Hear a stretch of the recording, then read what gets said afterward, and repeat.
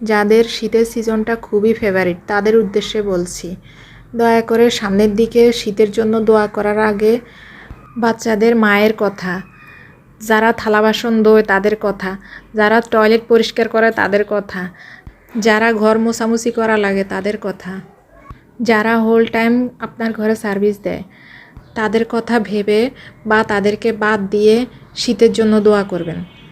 কারণ শীত এলে এই সমস্ত সার্ভিস দেওয়া মানুষদের খুবই কষ্ট হয়।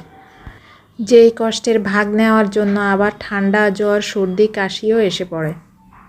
আসেন তো আসেনি, আর তারা যেতে চান না, বেহাইয়া মেহমানের মতন তেনারা থেকে যান। তেনাদেরকে বিদায় করার জন্য আবার হাজার হাজার টাকার ওষুধ খাওয়া লাগে, তাতেও যদি না হয় আবার হাসপাতালে গিয়ে ভর্তি হওয়া লাগে। এইভাবেই কষ্ট করতে করতে অনেকের এই ঠান্ডার 2 মাস সময় শেষ হয়ে যায়। তাই ভাই, দয়া করে সামনের দিকে যারা এই শীতের জন্য